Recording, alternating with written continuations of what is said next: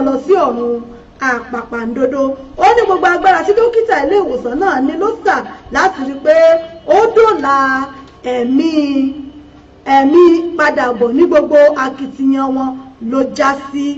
Nígbà tí ikọ̀ ìròyìn náà sì gbìyànjú láti gbọ́rọ̀ lẹ́nu ọ̀kan lára àwọn mọ̀lẹ́bí olóògbé, wọ́n ní wọ́n ṣe ìpàdé pẹ̀lú olóyè àgbàtàn tí ṣe bàbá ọmọ. A gbàdúrà kí Ọlọ́run tẹ olóògbé sí afẹ́fẹ́ rere, kí ó sì tún fún olóyè àgbàtàn ní àti gbogbo mọ̀lẹ́bí rẹ̀ ní orí ọ̀fẹ́ láti gba ìṣẹ̀lẹ̀ náà mọ́ra. Kí Ọlọ́run bá ní dá ọwọ́ aburú náà dúró nílé wa, àmín. Ẹ ṣeun ẹ̀yin èèyàn mi, abala ìdílé aláyọ̀, abala àṣà wa níbẹ̀ náà ni a wà yìí, ẹ má bínú. Àbíkẹ́ ló kọ́kọ́ sọ̀rọ̀, ó ní èyí mà ga o, ọmọ tó múra láti kúrò ní yunifásitì, ikú ò mà ṣeun. Túnjí ní màdámù, àánú olóyè kò ṣe mí jù o, kò sẹ́ni tí kò ní káàánú fún olóyè bí a bá ń jà bí kí akúkọ. Ọmọ tí ó ọmọ tó fẹ́ parí yunifásitì, pé ọmọ tó fẹ́ parí yunifásitì ó sì ṣe bẹ́ẹ̀ gbọ̀run lọ, pé ó sì ṣe bẹ́ẹ̀ gbọ̀run lọ. Ẹ má bínú sí wa, ẹ dákun, nẹ́tíwọ̀kì wa náà ní ṣe eléyìí tó wù ú. Ẹ ṣeun mo dúpẹ́, gbogbo yín náà ni mo kí, ẹ káàbọ̀ sórí ètò. Ọmọ náà sì ṣe bẹ́ẹ̀ ó gbọ̀run lọ, ó ṣe bẹ́ẹ̀ gbọ̀run lọ, àbí ó ṣe bẹ́ẹ̀ para rẹ̀ ní Túnjí wí. Ó sì wọ́ oúnjẹ rẹ̀ mọ́ra, ó ń bá ṣe rẹ̀ lọ lórí iyán pẹ̀lú ọbẹ̀ ìṣápá àti ẹran ọ̀yà tó wà ní iwájú rẹ̀. Àbíkẹ́ dà wọ́n ní Àjàlá tá ń nà ọ́, kì í ṣẹ̀yìn ọkùnrin náà ni. Kí làwọn ọkùnrin ṣe o? Ṣé bí ẹ̀yin obìnrin náà lẹ́ ń kó bá wa, àbí ara yín kọ́ ni wọ́n ti ń kó? Nígbà tí ẹ ò ní jẹ́ kí ojú yín ó gbé ibì kan, gbogbo ejò ní jíjẹ lọ́dọ̀ yín. Èmi kì í bá wọn jẹ ejò kéjò, ẹni tí ò ní oògùn arìndọ̀ kì í jẹ áyán. Túnjí náà ló sọ bẹ́ẹ̀. Ṣé ẹ wá fẹ́ sọ fún mi pé ọmọ olóyè ní oògùn arìndọ̀ ló fi ń jẹ áyán? Àbíkẹ́ ló béèrè bẹ́ẹ̀ o, èmi ò lè dáhùn ìbéèrè yẹn o. Ó ní kò ní o, ọ̀rọ̀ ti di ọ̀rọ̀ ìtàn. Ìmọ̀ràn mi ni pé ó yẹ kí ẹ kìlọ̀ fún ara yín, kí ẹ sì jẹ́ kí ojú yín ó gbébì kan, kí ẹ pé àwọn àbúrò yín lóbìnrin jọ, kí wọ́n yéé sá gulegule tẹ̀lé ọkùnrin lẹ́yìn mọ́. Bí ìdí bá bàjẹ́ tán tí ò nídìí nídà. Èmi ò mọ̀ dára báyìí o, èmi ni mo fáyìn tó yìí ló sọ ìbàdí ọmọ ẹlòmíì di nǹkan míì. Àbíkẹ́ dáhùn, ó ní ọ̀rọ̀ gidi ni Túnjí sọ. Ó ní ṣùgbọ́n adití ajá kò gbọ́ kiri lọ́rọ̀ àwọn òwe wọ̀nyí. Àtọkùnrin àtobìnrin wọn ní ti sì ní pẹ̀lú. Túnjí kò jẹ́ kí ó parí ọ̀rọ̀ rẹ̀. Ó ní a kì í wí fọ́mọ ẹni kó má dẹ́tẹ̀ bí ó bá lè dá inú gbógbé. Ẹni tó bá sì ṣe ohun tí ẹnìkan ò ṣe rí, dandan náà ni kí orin tí ẹnìkan ò rí rí. Ó dọjọ́ alẹ́ kí alábùradà ó tó mọ̀ pé ẹrù lòún rù. Túnjí gbádùn oúnjẹ rẹ̀ náà dọ́ba. Kí ó tó jẹun tán làwọn oníbàárà mìíràn ti ń rọ́ wọlé, tí Àbíkẹ́ sì ń ṣe wọ́n ní máa wọlẹ̀ máa rọra. Túnjí wẹ ọwọ́ rẹ̀, ó sì fi tówẹ́ẹ̀nù kékeré kan báyìí nu ọwọ́, ó sì mú igi ìtayín nínú abọ́ kan, ó fi ń ta eyín rẹ̀, ó sì jáde lọ. Ẹ ṣeun ẹ̀yin èèyàn mi, níbi tí ìtàn yìí, níbi tí a dáwọ́ rẹ̀ dúró, níbi tó parí sí náà rèé. Ìtàn tá a pè ní ìtàn òǹtẹ́nìkan ò ṣe rí. Ǹjẹ́ yìí náà wá rí báyìí wípé òǹtẹ́nìkan ò ṣe rí, ẹni tó bá ṣe òǹtẹ́nìkan ò ṣe rí, dandan náà ni kí ojú rẹ̀ kó rí ohun tí ẹnìkan ò rí. Ìtàn òǹtẹ́nìkan ò ṣe rí ibi náà ni ó parí sí lónìí. Nígbà tí a máa tẹ̀síwájú ní ìjọ́ mẹ́jọ pẹ̀lú àkọ́tún ìtàn míì tí a tún mọ̀ gbéyẹ̀wò ní abala àṣà wa níléeṣẹ́ wa ìbílẹ̀ rédíò.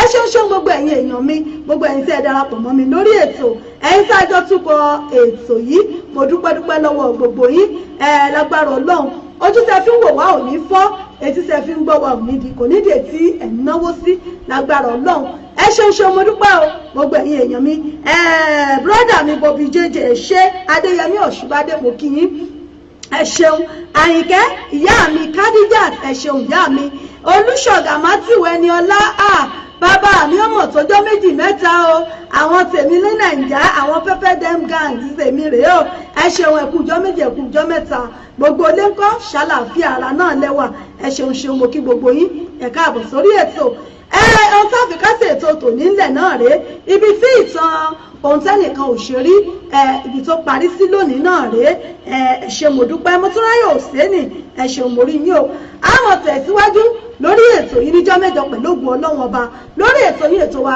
ìdílé aláyọ̀ pẹ̀lú àṣà àtìṣe ilẹ̀ Yorùbá mo dúpẹ́ lọ́wọ́ gbogbo yín oníyànṣe ọlọ́bẹ̀ṣe gbogbo ẹ̀yin fẹ́ bánijẹ́nà ìṣẹ̀wọ̀n ẹ̀kú àìbínú àmọ́ lọ lónìí á tún padà níjọ́ mẹ́jọ pẹ̀lú ògùn Ọlọ́run ọba torí pé ọ̀bẹ báyìí náà ní bẹ́ṣu àtẹlẹsẹ̀ báyìí náà ní bẹ̀nà àwa láàmọ̀wọ́ yìí náà láàmọ̀ bọ́ ẹ̀ ní gbọ́kú sí wàwá náà ò ní gbọ́kú sí yín o ilé ò ní lé wa bẹ́ẹ̀ ọ̀nà ò ní nà wá ọ̀dẹ́dẹ́ wa ò ní gbóná o ọmọ wa ò ní gbóná àrírí ń gbé sọnù bí ò ṣe bí ọmọ ẹ ṣeun bàbá mi Bobby J wọ́n ní good job ẹ ṣé mo dúpẹ́ lágbára Ọlọ́run a máa tẹ̀síwájú níjọ́ mẹ́jọ pẹ̀lú àṣẹ Èdùmàrè títí jọ́ mẹ́jọ tá a fi pàdé ẹ dákun ẹ má gbàgbé fún gbogbo ìpolówó ọjà yín nílé iṣẹ́ wa ìbílẹ̀ rédíò ẹ̀yin ìyálájẹ́ bàbá lọ́jà tẹ́ fẹ́ polówó ọjà yín ẹ kàn sí wa nílé iṣẹ́ wa ìbílẹ̀ rédíò gbogbo tẹ́yin bá ń tà tẹ́ fẹ́ káwọn èèyàn gbọ́n pa ẹ̀ ẹ̀yin onílé ìjọsìn oníṣọ́ọ̀ṣì onímọ́ṣáláṣí ẹ kàn sí wa ká bá yín polówó ọjà yín ohun tẹ́ ń tà tẹ́ fẹ́ káwọn èèyàn mọ̀ ẹ̀yin onílé ìjọsìn tẹ́ fẹ́ ṣèsọjí àjọ̀dún lẹ fẹ́ ṣe ní ìkórè ní ẹ̀yin onímọ́ṣáláṣí ní àsàlátù lẹ́yìn fẹ́ ṣe gbogbo tẹ́ bá fẹ́ ṣe ní mọ́ṣáláṣí yín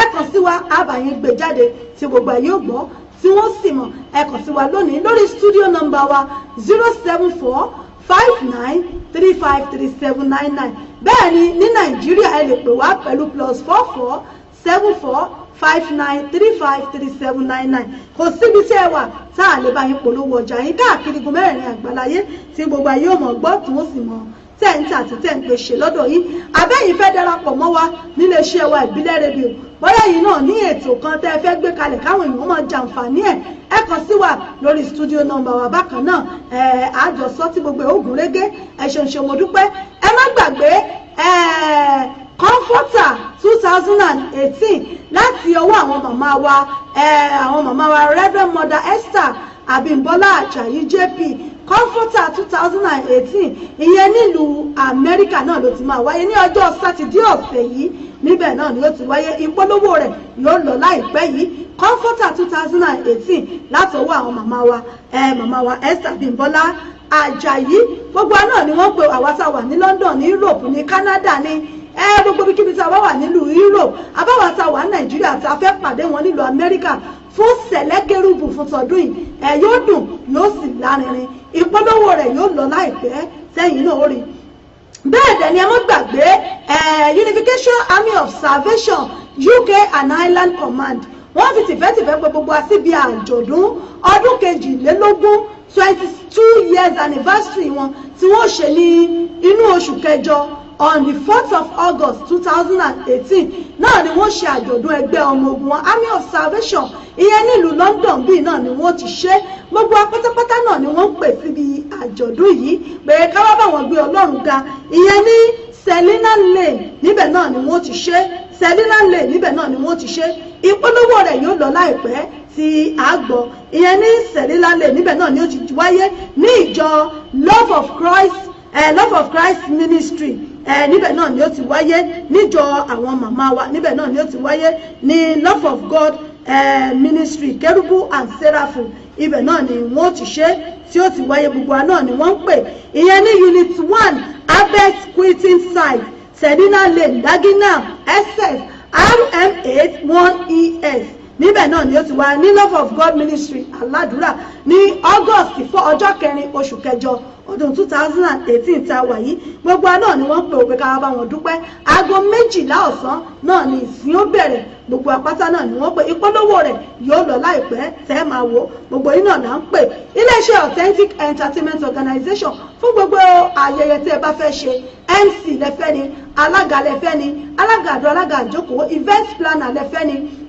abẹ́fẹ́ children entertainer olórin lẹ́yìn fẹ́ ni abẹ́fẹ́ òòlù ẹ̀fẹ́ olórin tí wọ́n bá yín wá tó ẹbẹ̀ tí ní kẹ́ ẹgbẹ́ wò kẹ́ máa bọ̀ síbi ìnáwó yìí ẹ kàn sí iléeṣẹ́ Authentic Entertainment Organization wọ́n wà lórí Facebook ẹ fọ́lọ̀ wọn ẹ láìkí péèjì wọn Authentic Entertainment Organization event ẹ fọ́lọ̀ wọn ẹ láìkí péèjì wọn ẹ̀rọ ìbánisọ̀rọ̀ wọn ni 079-080-25-944 òun náà lẹ lè pè wọ́n sí wọn ó sì dá yín lọ ẹ̀yin tẹ́ bá wà ní Europe Nigeria FE+44 kún kò síbi tẹ́ ẹ ti fẹ́ ṣayẹyẹ yín wọ́n á débẹ̀ wọ́n á bá yín ṣe torí pé ògbóǹtarìgì ni wọ́n ń dátọ́ lẹ́nu gbín ẹ̀yin náà bá wọn dòwò pọ̀ lónìí ẹ sì rí pé Ọlọ́run ọba ó gbà fẹ́ nìkan jẹ́ nìkan lọ ẹ ṣe brọ́dà mi Bobby J wọn ni you are too much ẹ ṣe àmọ́ lọ lónìí á tún padà níjọ́ mẹ́jọ o lágbára ṣe Èdùmàrè èmi ọmọ yín ọ̀rẹ́ yín olólùfẹ́ yín ìyá àbàdàn yín náà rè ìyá àbàdàn yín Authentic ìyá àbàdàn yín broadcaster wọn náà lọ ní pírẹsẹ̀ntà yín rè á sọ̀rọ̀ tẹ̀fẹ̀ tí mo ràn ọ̀yájú ọmọ yín rè ti pàṣíwájú bàbá ajímọ̀tọ́rọ̀ ẹ̀jẹ̀ wà fún gbogbo UK náà ní dágbére fún yín lónìí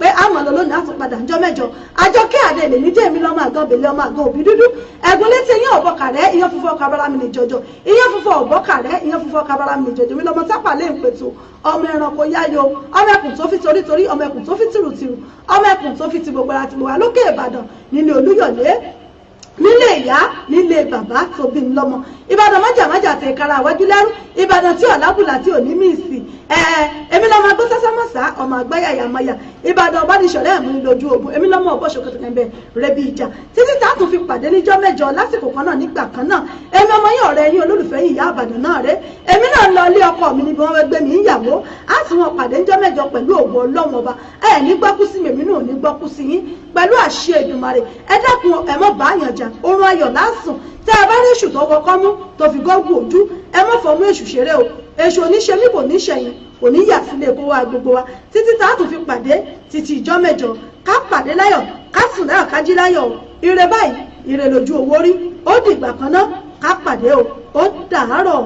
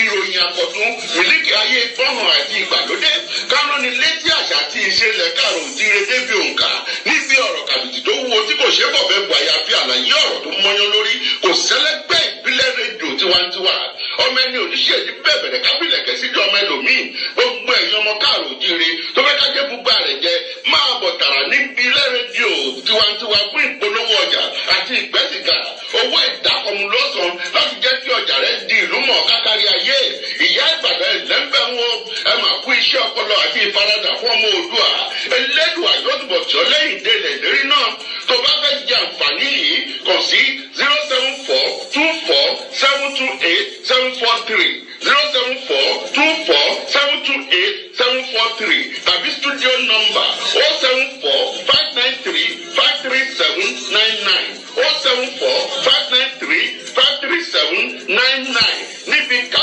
fọ̀rọ̀ wọ́rọ̀ lórí àtọ̀rọ̀ gbèsè yìí ní ìbílẹ̀ rédíò tiwantiwa táwọn yọ jọ̀ọ́.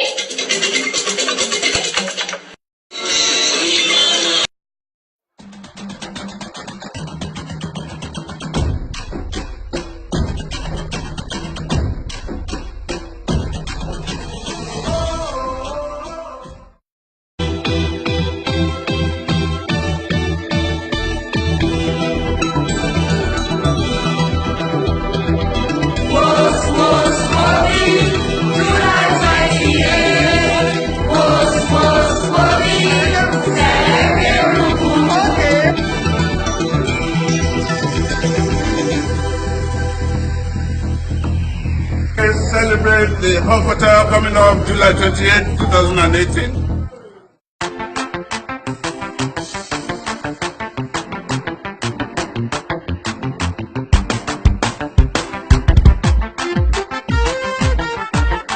The Lord is inviting everybody in the world.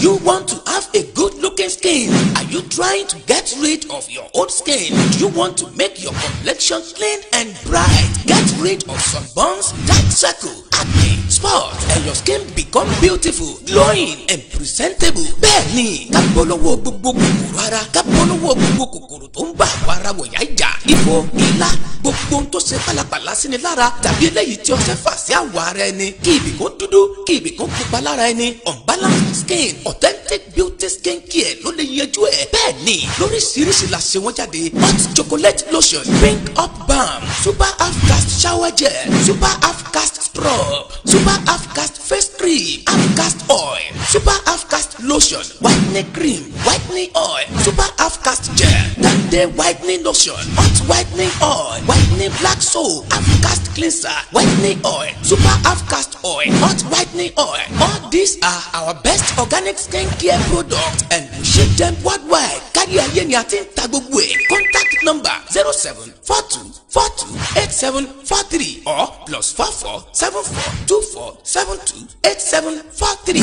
UK ni a ti ṣe jáde. Follow us on Instagram at Authentic Beauty Skin Care or Facebook page Authentic Beauty Skin Care. Authentic Beauty Skin Care.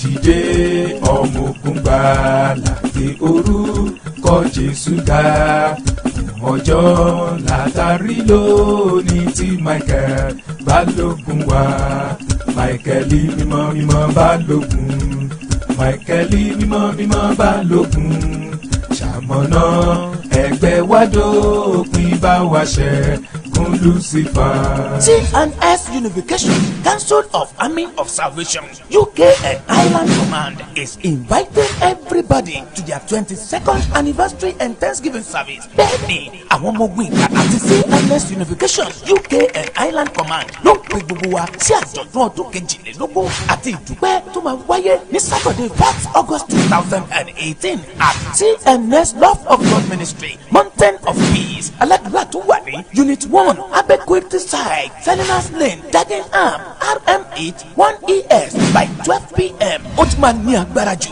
General Idris Bioni ní GOC, Commander-in-Chief. General Olabelo ní Deputy GOC. Col Kalista Adewale ní Acting General Secretary. Late Dr. General C.E. Olaleye ní Grand Commander-in-Chief. Worldwide, His Eminence Most Elder Apostle and Prophet Dr. Solomon Alao JP, the Supreme Head Worldwide. Jesus Christ is our wonderful counselor, everlasting Father, Prince of Peace. Ẹ má gbẹ̀yìn láti wá bá wa ṣe ìgbé àjọ̀dún ọdún kejìlélógún yìí. Ó ti máa ní agbára jù. Gbogbo yín pátá là ń retí o. À ń fìdí alábùkún fún lórúkọ Jésù.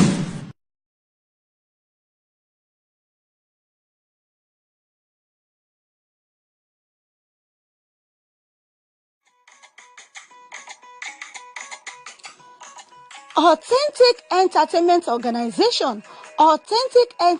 Organization Authentic Entertainment Organization àwọn ni wọ́n máa tún dé báyìí o pẹ̀lú oríṣiríṣi ètò nílé iṣẹ́ wọn fún gbogbo ìnáwó tẹ́ ẹ bá fẹ́ ṣe FMC fún ìnáwó yín ẹ fẹ́ alága fún engagement yín ẹ fẹ́ children entertainer àbí ẹ fẹ́ olórin àsìkò àbí olórin ẹ̀mí fún ìnáwó yín ẹ má làágùn jìnnà mọ́ Authentic Entertainment Organization wọ́n tún ti gbèdé fún gbogbo ìnáwó yín ìrọ̀rùn ló bá dé fún gbogbo ayẹyẹ yín event planner lẹ́fẹ́ ni fún gbogbo ayẹyẹ yín ẹ̀yin tí ẹ̀ tí mí kan abẹ́tí ẹ̀ tí wò pé bò lè ṣe fẹ́ ṣènáwó yín ẹ má mí kan mọ́ ẹ má fòyà ẹ má bẹ̀rù Authentic Entertainment Organization wọ́n ti wà nílùú London báyìí tí wọ́n fi kalẹ̀ sí fún gbogbo ayẹyẹ yín tí ẹ bá fẹ́ ṣe fún gbogbo ìnáwó yín ẹ má làágùn jìnnà wọ́n ń bẹ níkàlẹ̀ fún yín wọ́n bá yín tó gbogbo ayẹyẹ yín wọ́n bá yín mú MC alága ni olórin ni children entertainer ni gbogbo ẹ̀ pátápátá ní bẹ̀ lọ́dọ̀ wọn nílé iṣẹ́ wọn Authentic Entertainment Organization ìlú London náà ni wọ́n fi kalẹ̀ sí fún gbogbo ibikíbi tí ẹ bá ti fẹ́ ṣayẹyẹ yín ẹ̀yin ẹ pè wọ́n lónìí kò síbi tí ọwọ́jà wọn ò dé ẹ pè wọ́n sórí ẹ̀rọ ìbánisọ̀rọ̀ wọn 079 080 25944 079 080 25944 tàbí 07424 728 743 07424 728 743 ní àwọn ẹ̀rọ ìbánisọ̀rọ̀ wọn tẹ́ ẹ lè pè wọ́n sí tàbí kẹ́ ẹ lọ sí ímeèlì wọn lolly07@yahoo.co.uk wọ́n ń bẹ lórí Twitter wọ́n ń bẹ lórí Facebook bẹ́ẹ̀ ni kò sí ẹ pè wọ́n lónìí gbogbo ibikíbi tẹ́ bá ti fẹ́ ṣayẹyẹ yín ìrọ̀rùn ló bá dé ẹ kàn sí wọn lónìí Authentic Entertainment Organization ìrọ̀rùn ló bá dé ẹ̀yin náà bá wọn dòwò pọ̀ lónìí kẹ́sì rí pé rere lolúwa.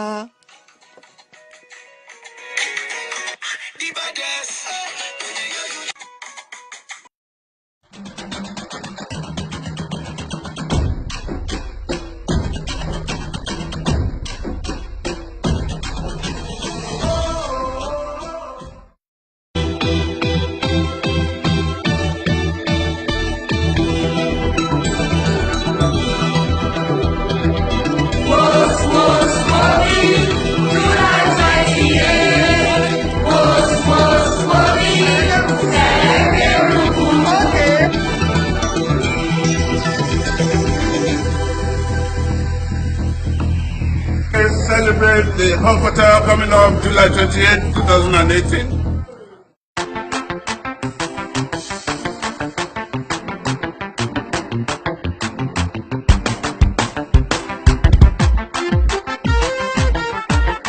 The Lord is inviting everybody in the world.